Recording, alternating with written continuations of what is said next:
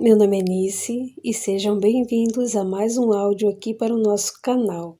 E hoje nós teremos o capítulo 9 do livro A Casa do Penhasco. O capítulo chama-se Carmelo.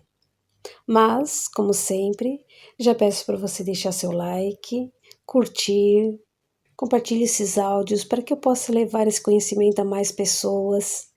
Se você ainda não for inscrito, se inscreva no canal, isso vai estar me ajudando muito. E também não esqueça de comentar, eu adoro responder o comentário de vocês, certo? Lembrando que eu vou deixar o link do livro físico aqui na descrição para quem tiver interesse em adquirir. Então, vamos para o capítulo. E Carmelo, quem era ele? Porque Leda, ao ser doutrinada, havia dito: "Você aqui, Carmelo?" Um espírito tão dedicado, empenhado em trabalhar para o bem, em ajudar, o que fazia ali? Estaria ele envolvido na história da Casa do Penhasco? Curiosos, indagamo-lo e Carmelo nos contou sua história. Exerci, quando encarnado, a profissão de comerciante. Tive uma loja e com esse trabalho sustentei minha família. Fui casado, minha companheira foi uma pessoa honesta e bondosa. Tive 5 filhos e um casamento feliz. Tinha um tio espírita que era uma pessoa boa, sempre disposta a ajudar a todos, e eu gostava muito dele. Estava sempre me convidando para ouvir uma palestra, ler um livro edificante, e se às vezes eu lia ou ia ao centro espírita, era para agradá-lo. Achava interessante, coerente, mas não sentia necessidade de ser religioso. Tudo corria tão bem para mim, estava tranquilo, até que meu filho mais velho, Oscar, começou a me dar problemas. Ele era casado com uma moça muito boa e tinha 2 filhas pequenas. Quando conheceu Leda e tornou-se amante dela. Ele tinha um bom emprego, ganhava bem, mas, apaixonado de modo doentio, não pensava noutra coisa a não ser nela. Começou a faltar no trabalho e a fazer seu serviço distraído. Pensei que estivesse doente. Conversei com ele, que me garantiu estar bem, mas acabei por descobrir que ele estava encontrando-se com uma mulher casada, com Leda. Voltei então a ter uma conversa séria com ele. Ele não negou e afirmou que estava apaixonado e que não conseguia deixá-la. Vendo-o gastar muito, começar a fazer dívidas, porque dava muitos presentes a Leda, tentei novamente chamá-lo à razão. Ele foi bruto comigo. Então resolvi falar com ela. Fui envergonhado até a casa do penhasco. Leda me recebeu curiosa. Quando me identifiquei, ficou séria e resmungou.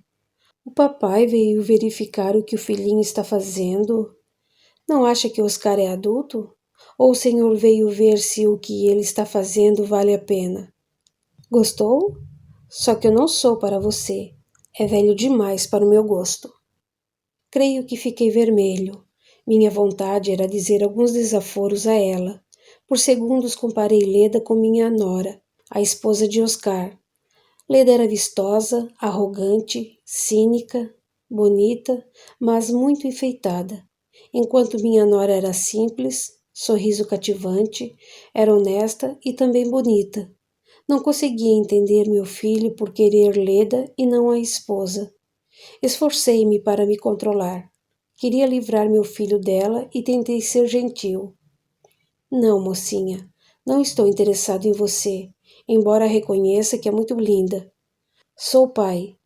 Amo meu filho, minha família, e é por esse amor que venho aqui. Oscar é casado, tem 2 filhas e está sendo inconsequente, agindo errado, e eu estou preocupado e vim lhe pedir que o deixe. Não tenho nada com as coisas erradas que ele está fazendo. Nem quero que ele largue a família, porque eu não vou separar-me do meu marido. Estamos, Oscar e eu, só nos divertindo juntos. Falou Leda, sorrindo cinicamente. Por favor, eu lhe peço, abandone meu filho. Você também é mãe. Deve querer a felicidade da sua filha, como eu quero a do meu filho, implorei. Acha então que sou eu que estou fazendo seu filho infeliz? Pois está errado. Eu que o faço feliz. Não quis dizer isso. É que acho que ele está fazendo algo errado e será infeliz. Falei encabulado. Então sou algo errado? Perguntou Leda rindo, debochando. São as atitudes dele que estão erradas. Falei, esforçando-me para manter a calma diante daquela mulher insolente. Não. Minha resposta é não. Não vou largar seu filho. Só o farei quando cansar. Agora saia da minha casa, senão chamo o jardineiro para colocá-lo para fora. Saí sem mais nada dizer. Foi frustrada a minha tentativa de levar Leda a compreender. Minha esposa e eu sofremos com a situação. Então, lembramos do espiritismo e começamos a ler livros espíritas e a frequentar o centro espírita, onde recebemos apoio e orientação. Minha nora descobriu, ficou sabendo de tudo. Discutiram e meu filho foi sincero com ela. Amo Leda e não você. Não vou largar dela. Você que tome a decisão que quiser. Ela foi chorando para nossa casa.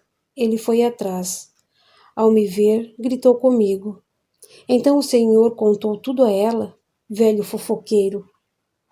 Ah, o senhor sabia e não me contou nada? Não tomou nenhuma atitude? Deixou seu filho agir assim? Falou minha nora chorando. Não tente me enganar. Foi ele quem lhe contou. Foi até falar com Leda como se eu fosse um jovenzinho, um débil mental. Larga do meu filho. Larga, disse Oscar, ironizando. Eu não falei. Comecei a falar e o Oscar me deu um murro no queixo, que me jogou no chão. Minha nora gritou. Foi me acudir e levou um também. Levantei. Tentei impedir que ele batesse nela e levei uns socos. Irado, ele saiu de casa. Minha nora, chorando, disse: Vou embora para a casa de meus pais e não volto mais. E foi. Ela e as filhas foram embora. Seus pais moravam em outra cidade. Eu fiquei machucado, com o rosto inchado. Oscar ficou zangado em sua casa. Não veio mais na nossa. Estávamos sempre preocupados, vigiando-o sem que notasse. Então Leda, como dissera, cansou dele e não o quis mais. Oscar ficou deprimido, bebendo. Não foi mais trabalhar e foi despedido. Estávamos passando por todas essas dificuldades quando sofremos mais um golpe. Meu filho caçula, com quase 21 anos, sofreu um acidente e desencarnou. Era noivo. Pensava em se casar logo. Tínhamos uma casa que demos a ele para que morasse quando se casasse. Ele foi reformá-la. Subiu no telhado da cozinha, que não tinha forro. Uma viga de madeira quebrou e ele caiu, fraturando a vértebra do pescoço, e desencarnou. Sofremos muito, minha esposa e eu, mas nos esforçamos para colocar em prática o que sabíamos da doutrina espírita, para não entrar em desespero. Tentamos nos conformar e ajudar nosso filho no plano espiritual. Vimos Oscar no velório. Ele não se aproximou de nós. Chorou muito. Depois não o vimos mais. 2 meses depois que meu filho desencarnou, numa reunião de estudo no centro espírita, no final, uma médium recebeu a comunicação de um benfeitor espiritual da casa, que após dar algumas orientações, me disse: Carmelo, como acha que está seu filho no plano espiritual? Creio que bem, respondi. Uma pessoa boa, simples, trabalhadora como ele, só pode estar bem. Falou certo. Ele está realmente bem, já adaptado no plano espiritual. Veio no tempo certo, sem abuso, sem apego. Com ele não precisa se preocupar. Esse será o filho que não lhe dará preocupações. Mas aos outros. Carmelo, você não tem esquecido do outro? Na sua dor, não esqueceu de quem precisa de você? O senhor está se referindo ao Oscar? Sim, acho que me esqueci dele. Obrigado pela notícia e pelo conselho. Agradeci sincero. Preocupei-me tanto com ele que, após a reunião, fui à sua casa. Oscar me recebeu surpreso. Não me esperava. Filho, posso lhe dar um abraço? Perguntei. Quer mesmo me abraçar? Eu lhe bati. Quero o bem. Vamos conversar?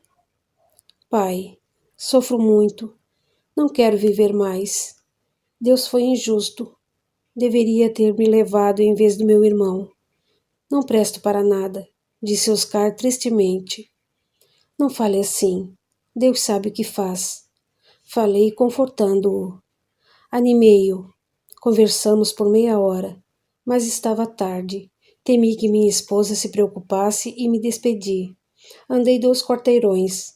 Senti uma vontade enorme de voltar e o fiz. Empurrei, forçando a porta.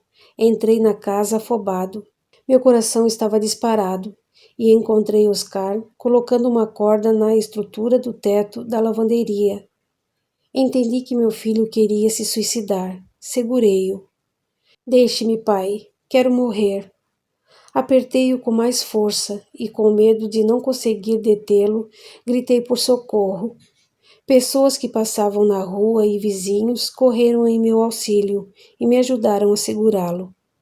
Tivemos de amarrá-lo. O médico chamado veio e aplicou uma injeção que o fez dormir. Levamo-lo para nossa casa. Minha esposa e eu cuidamos dele com todo carinho. Vendemos seus móveis, pagamos suas dívidas e alugamos o imóvel para que ele pudesse ter alguma renda. Como também mandávamos dinheiro para minha nora, que passou a morar com seus pais e arrumou um emprego. Oscar pareceu melhorar da depressão e foi procurar emprego. Acabou se encontrando com Leda e voltaram a ser amantes. Meu filho mudou. Voltou a ser alegre. Deixou de tomar remédios. Arrumou um emprego, embora esse fosse bem mais modesto. Minha esposa e eu não falamos nada. Temíamos sua reação, que tentasse se suicidar de novo. Meses depois, soubemos do ocorrido, da desencarnação de Leda. Oscar chorou muito. Voltou a ficar infeliz e novamente o levamos ao médico. Passou a tomar remédios e voltamos a vigiá-lo. Agora morta, não será de ninguém, nem minha, nem do esposo, nem do outro. Amei uma devassa, reclamava. Com nosso carinho, reagiu. Foi voltando à vida normal e meses depois procurou a esposa para se reconciliarem. Mas ela não o quis. Estava com outra pessoa. Oscar interessou-se pelas filhas. Passou a vê-las com frequência. 3 anos depois, arrumou outra companheira, pessoa boa, espírita, e acabou se tornando espírita também. Tiveram 3 filhos. Com tudo isso, tornamo-nos realmente espíritas. Passei a estudar a doutrina e anos depois fui o presidente do centro espírita que frequentávamos. Fiz muita caridade, ajudei as pessoas. Tive uma desencarnação tranquila após uns dias enfermo e continuei ativo no plano espiritual.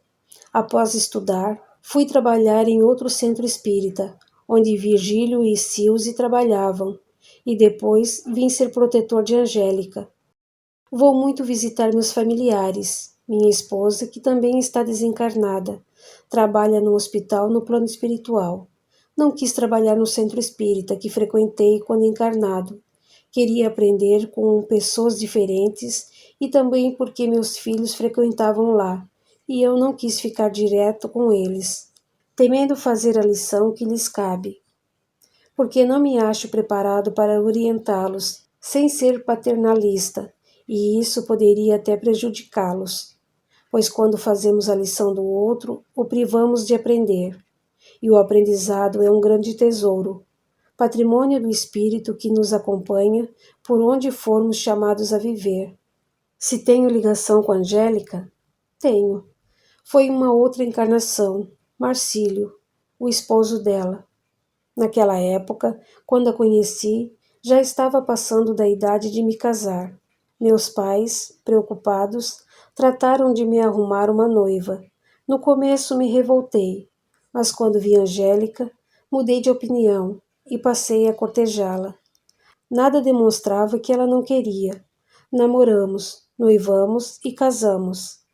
Amava muito meus filhos, eram lindos. sadios, e pensava que tudo estava bem. Confiava nela.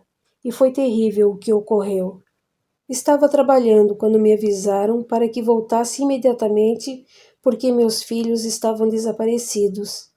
Quando cheguei à estação da cidade em que morávamos, meu chefe estava me esperando. Tentou me dar a notícia suavizando. Marcílio, seus 2 filhos estão desaparecidos. Estavam perto do lago. Procuramo-los e não os achamos. Mortos? Indaguei com medo. Eu disse desaparecidos. Não sabemos o que aconteceu, respondeu ele. E Angélica? O que meus filhos estavam fazendo lá? Perguntei. Tudo indica que estavam com a mãe, que ela estava na casa abandonada. Deixou-os do lado de fora e não os viu mais. Ela estava na casa e os deixou fora? Não entendo. O que Angélica fazia lá dentro? Me fale, por favor. A verdade, pedi. Você tem o direito de saber, falou meu chefe. Angélica se encontrava com um amante. Meu Deus! Senti que ia desmaiar. Fui amparado por amigos. Compreendi que meus filhos deveriam estar mortos. Participei da busca no lago. Ao vê-los mortos, senti tanta dor que não sei como não morri. Nem tive raiva de Angélica. Achei que ela já tivera seu castigo, mas não queria vê-la mais. Fui embora daquela cidade. Mais tarde soube dela, que fora para o convento. Sofri muito. Foi um período difícil para mim, mas fui me recuperando pela fé que tinha. 2 anos depois, arrumei outra companheira, uma mulher quase da minha idade, viúva, com 2 filhos. Ajudei-a a criá-los e tivemos um filho. Nunca esqueci desse acontecimento doloroso, mas tive o resto da existência tranquila e desencarnei por um infarto. Fui socorrido, aceitei o socorro e logo me adaptei ao plano espiritual. Visitei Angélica no convento e no asilo. Compreendi que ela também sofreu muito. Então a perdoei de fato. Estive desencarnado por uns anos e reencarnei novamente. Compreendi que não fui para ela, naquela época, um marido carinhoso. Poderia ter sido um pouco mais romântico. Percebido que ela era jovem, que queria ser amada e amar. Achei que lhe dando um certo conforto e que ela sendo mãe, tudo estaria bem. Porém, não se justifica o que ela fez. Erros não têm justificativa. Erra-se. Porém, há a intenção e os motivos são levados em conta, e por isso a reação não é igual para o mesmo erro. E ela sofreu muito e trouxe, pelo arrependimento, as consequências nessa encarnação. Julgou-se, sim, porque ninguém a culpava, só ela, indigna de ser mãe. Seu remorso fez adoecer seu órgão reprodutor, pois se sentia merecedora de sofrer e agora sentia-se quite com as leis divinas. Isso pode acontecer, porém, cada pessoa reage de um modo, mas as reações, se não forem anuladas com muito amor, elas vêm nos reajustando, nos harmonizando. Poderia tê-la ajudado mais. Achei-me, naquela época, muito nobre por não a ter matado. Porém a castiguei, expulsando-a de casa, deixando-a ao relento, certo de que não nos amávamos e de que ela deveria ter resistido à tentação ao encontrar com Fábio. Porque os dois são espíritos que há várias encarnações se encontram e se amam. Na anterior, combinaram no plano espiritual de voltar ao plano físico e ficarem separados, pois deveriam se reconciliar com seus desafetos. Fábio com a esposa e Angélica comigo. Mas não resistiram e, por imprudência, ocorreu a tragédia. Fábio, numa encarnação anterior, havia sido marido da que foi esposa dele na existência em que ocorreu a tragédia. Para casar com Angélica, assassinou-a. Necessitavam voltar juntos para ele ser um bom esposo, acabar com a mágoa dela. Eu, no passado, agi com maldade com ela, a fiz odiar. No século XII, eu era um monsenhor e aconselhei o pai de Angélica a colocá-la no convento, porque este não queria que ela se casasse com Fábio. que na época era um simples empregado. Angélica foi forçada para o convento e eu me encantei com ela. Passei a assediá-la, atormentá-la. Estrupei-a e ela engravidou. Teve o filho e eu mandei doá-lo, sem deixar sequer ela vê-lo. Angélica me odiava. Um dia em que ela fingia aceitar meus carinhos, me golpeou na cabeça, me roubou e conseguiu fugir do convento. Foi atrás de seu amor e fugiram. Fiquei acabado por dias, com febre. Quando melhorei, percebi o que ela fez. Odiei-a e prometi vingar-me. Quando fiquei bom, passei a persegui-los. Coloquei uns homens para descobrir onde estavam e paguei-os com o dinheiro da igreja. Não demorou para que eles me informassem que os dois viviam felizes numa pequena aldeia, como se fossem casados. Mandei que os matassem e eles o fizeram. Angélica estava grávida. Continuei minha vida de falso religioso.